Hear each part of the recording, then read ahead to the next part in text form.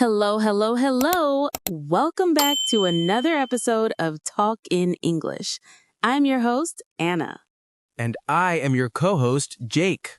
Whether you are driving to work, cooking dinner, or just relaxing on your sofa, we are so happy that you decided to join us today. How are you doing today, Jake? You look very happy. I am doing great, Anna. I actually just got off the phone with my mother. We talked for about an hour. An hour? Wow, that is a long time. What did you talk about? Oh, everything. We talked about the weather, my job, what I ate for dinner, and of course, she gave me some advice that I didn't ask for. That sounds exactly like a mother. And you know what, Jake? That is the perfect introduction for our topic today. That's right. Today, we are talking about family. But we are not just going to teach you simple words like brother and sister. You already know those words. Exactly. Today, we want to go deeper. We want to help you describe the personalities of your family members. We want to talk about family traditions, family drama, and even those awkward moments during holiday dinners. This is a big topic. Family is something that connects all of us, no matter which country we are from. Everyone has a family story. So, Jake, since you were just talking to your mom, let's start with your immediate family. Tell our listeners, do you have any brothers or sisters? I do. I have a pretty classic family size. I have two sisters. One is older than me and one is younger. Ah, so you are the middle child. Yes, I am the middle child. And let me tell you, being the middle child is not easy. Why not? Can you explain that? Well, the oldest child usually gets all the responsibility. The parents are very strict with the first one. And the youngest child, the baby, they get all the love and attention. But the middle child, we are sometimes a little bit forgotten. Oh, poor Jake. So, how would you describe your sisters? If you had to use 3 adjectives for your older sister, what would they be? That is a good question. My older sister, Emma, is very responsible. She always follows the rules. She is also incredibly supportive. Supportive. That is a great word. Can you explain what that means for our listeners? Sure. Supportive means that she is always there to help me. If I have a bad day, she listens. If I have a problem at work, she gives me advice. She supports me emotionally. That is beautiful. Everyone needs a supportive person in their life. And what about your younger sister? Well, my younger sister, Sarah, is very different. She is what I would call dramatic. Oh no, give us an example. Okay, here's a story. Last year, she broke a fingernail before a party. Just a fingernail. But she started crying and said, "My life is ruined. I can't go to the party." That is very dramatic. Yes, she makes small problems into big disasters. But she is also very outgoing. She loves meeting new people, she loves parties, and she's very funny. So we love her even if she is crazy. What about you, Anna? Tell us about your siblings. Do you have a big family? No, quite small. I have just one brother. He's 3 years older than me. So you're the baby of the family. You're the youngest. Yes, I am. And I admit I was maybe a little bit spoiled. Spoiled. Listeners, this is a word we use for children who get everything they want. Toys, candy, attention. Exactly. My parents were very gentle with me. But my relationship with my brother, it's complicated. When we were kids, we used to fight all the time. We call that sibling rivalry. Yes, sibling rivalry. We fought over the TV remote. We fought over who got the bigger piece of cake. He was very competitive. Competitive, meaning he always wanted to win. Always. If we played a game, he had to win. If he lost, he would get angry. But now that we are adults, he has changed. He is very protective now. Protective. That means he wants to keep you safe, right? Yes, if I have a problem with my car or if I'm worried about something, he steps in to help. He acts like a bodyguard sometimes. It's actually really sweet. It is interesting how relationships change as we get older. When we are kids, our siblings are annoying. When we are adults, they often become our best friends. That is so true. Do you see your sisters often, Jake? I try to. My older sister lives in the same city as me, so I see her maybe twice a month. We go for coffee. But my younger sister lives far away, about 4 hours by car, so I only see her every couple of months. That must be hard. It is. I miss her. Sometimes I feel guilty that I don't visit more often. Guilty. That is a strong emotion. Why do you feel guilty? Because family is important and life is short. I always feel like I should do more. But with work and my own life, it is difficult to find the time. I think every listener can relate to that feeling. Balancing work and family is one of the hardest things in life. Let's shift the conversation a little bit. We talked about siblings. Now let's talk about parents. Oh boy, this is where it gets interesting. Anna, how would you describe your parenting style? Were they strict or were they laid back? Let's define those words first. Good idea. Strict means parents who have many rules. Be home at 9 p.m. Do your homework immediately. No TV during the week. And laid back is the opposite. It means relaxed. Do whatever you want. No stress. Just be happy. Exactly. So where do your parents fit? My dad was definitely strict. He was very serious about education. If I got a bad grade on a test, he would give me a long lecture. A lecture? Like a professor? Yes. He would sit me down and talk for 20 minutes about responsibility and hard work. He's very old-fashioned. Old-fashioned. That means he likes traditional values, right? Yes, he believes children should be polite, quiet, and respectful. He doesn't understand modern things like social media or staying out late, but he is also very reliable. Reliable. That is a fantastic quality. It means I can trust him. If he says he will pick me up at 5 p.m., he is there at 4:55 p.m. He is never late. He keeps his promises. That is a great way to describe a father. Strict, but reliable. What about your mom? My mom is the complete opposite. She is the peacemaker of the family. The peacemaker. I love that word. Whenever my dad and I argued, she would come in and say, Okay, calm down, everyone. Let's have some tea. She's very affectionate. Affectionate. That means she shows love physically, right? Like hugging and kissing? Yes, she hugs everyone. She tells us she loves us every day. She is very warm. It sounds like your parents balance each other out. One is tough, one is soft. Exactly. What about your parents, Jake? Are they similar? Actually, my parents are both very laid back. My house was a very chaotic place growing up. Chaotic? In a bad way? No, in a fun way, but very messy. My dad is, how can I describe him? He's a bit disorganized. Disorganized, meaning he loses things? All the time. He loses his keys, his wallet, his glasses. My mom is always helping him find things. But he's also incredibly cheerful. Cheerful, happy and smiling. Yes, he loves telling jokes. He tells dad jokes. Oh no, dad jokes are the worst. They are. Why did the chicken cross the road? Those kinds of jokes. But he makes everyone laugh. He brings good energy to the house. And your mom? My mom is very creative. She loves painting and gardening, but she can be a little bit anxious. Anxious. That means she worries a lot? Yes, she worries about everything. Jake, are you eating enough vegetables? Jake, it is raining. Drive slowly. Jake, did you lock the door? That sounds familiar. I think all mothers have a little bit of anxiety. It comes from a place of love. It comes from a place of love. That is a beautiful phrase. Listeners, you should remember that. When your family is annoying you, just tell yourself, they are doing this because they love me. It helps you be more patient. Definitely. Patience is the key to surviving family life. Okay, Jake, we've met the siblings, we've met the parents. Now let's imagine everyone is together in one room. Oh boy, the family gathering. In many cultures, family gatherings happen around food. Is that true for your family? Absolutely. Food is the center of everything. If there is no food, there is no gathering.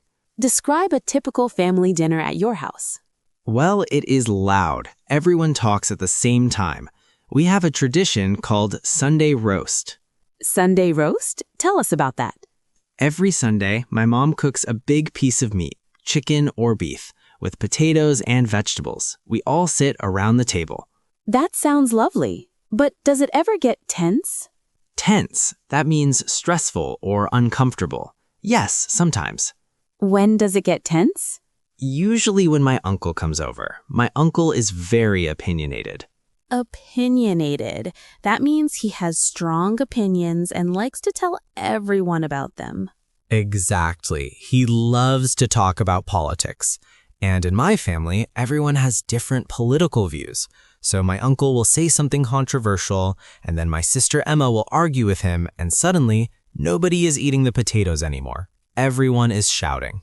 That sounds like a nightmare. How do you handle that? I have become an expert at changing the subject. Changing the subject is a very important communication skill. How do you do it? Well, if they start arguing about politics, I quickly say loudly, "So, who wants dessert? Mom, this cake looks amazing." You distract them with sugar. It works every time. What about your family gatherings, Anna? Are they loud? My family is a bit quieter, but we have a lot of traditions around specific holidays. For example, my grandmother, we call her Nana, she is the queen of the kitchen. Every family has a queen of the kitchen. Yes, and she is very protective of her recipes. She makes a special pasta sauce. It is her secret recipe. Ooh, mysterious. One time, my cousin tried to help her. My cousin added a little bit of sugar to the sauce because she saw it on a cooking show. Uh-oh. My grandmother was shocked. She said, "You are ruining the authenticity." Authenticity. That means being real, true, and original. Yes, she takes her cooking very seriously. For her, food is not just food, it is heritage. Heritage. That is a deep word. It refers to the traditions and history passed down from previous generations. Exactly. She feels like if we change the recipe, we are forgetting our history. That is really profound. It shows how much culture is inside our families. Do you have any traditions that you think are a little bit silly?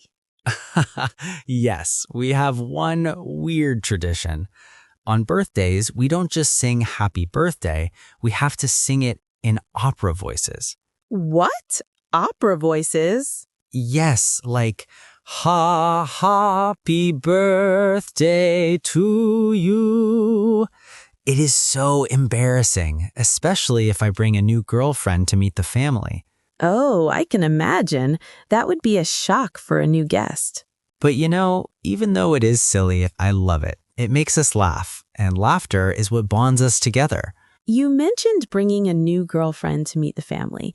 That brings up another topic, privacy and invasive questions. Oh yes, this is something every English learner needs to know how to handle. In many cultures, family members feel they have the right to ask you anything.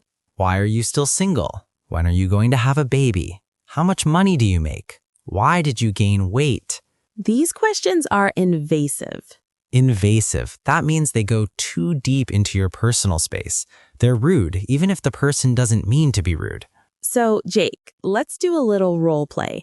I will be your nosy aunt, and you have to answer me politely. Okay, I'm ready. I'm sitting at the dinner table. Okay, acting as aunt.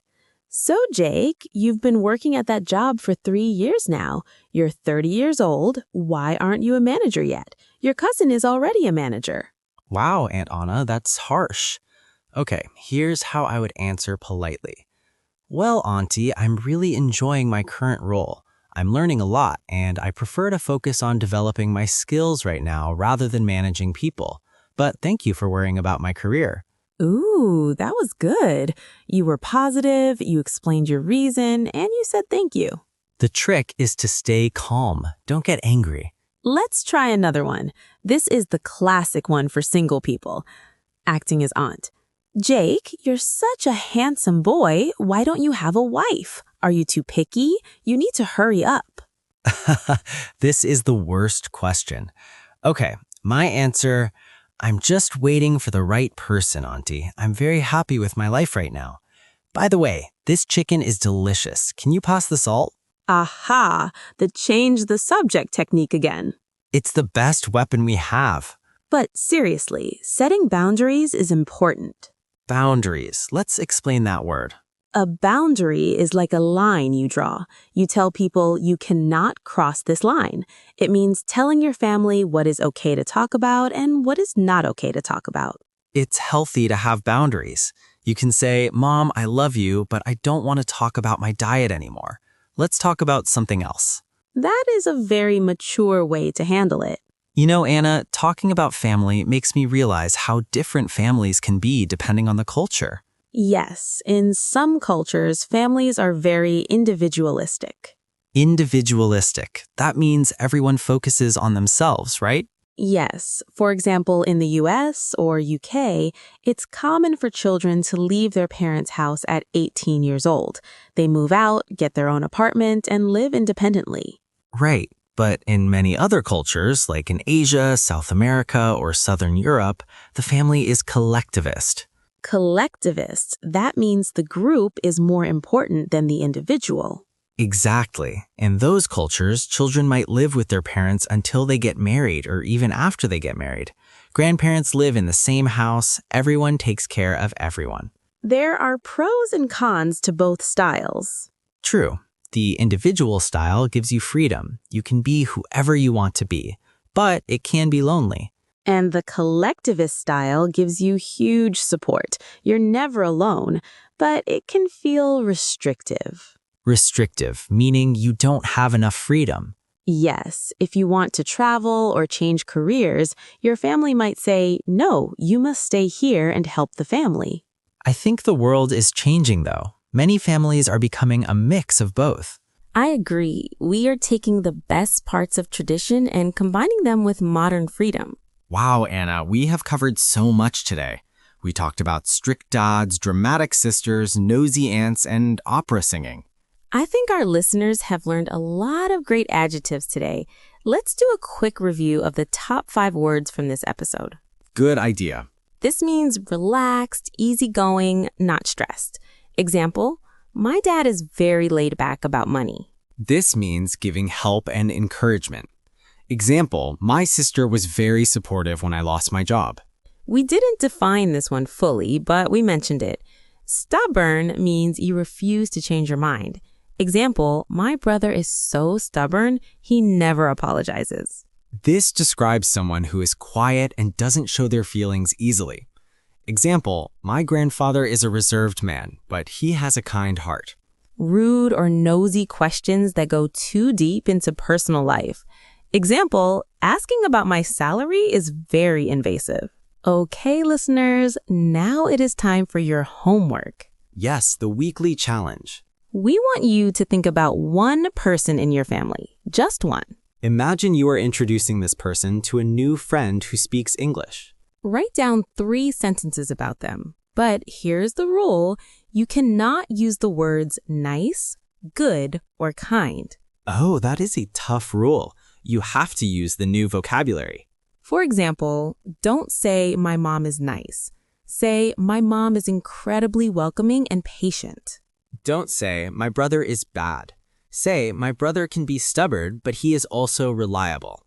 If you do this, your English will sound so much more natural and advanced. And if you're feeling brave, practice saying these sentences out loud in front of a mirror or record yourself on your phone.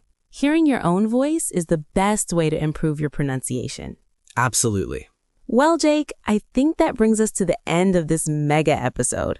It has been a pleasure chatting with you, Anna. Talking about family always makes me feel warm inside, even if they are crazy. I think I'm going to call my brother after this and thank him for being protective, even if he did steal my toys when we were 5. And I think I will call my sister Sarah and tell her she is dramatic, but I love her. To our listeners, thank you for spending this time with us. We know learning English is a journey. It takes time. Just like building a relationship with your family, building your English skills requires patience and consistency. We believe in you. You are doing an amazing job just by listening to this podcast. If you enjoyed this episode, please share it with a friend. Maybe share it with your brother or sister. Next week, we will be back with another exciting topic. We'll be talking about friendship, how to make friends as an adult, and how to spot a fake friend. Ooh, that sounds juicy. I can't wait. Until then, keep talking, keep listening, and keep learning. Take care of yourselves and your families. Bye, everyone. Bye.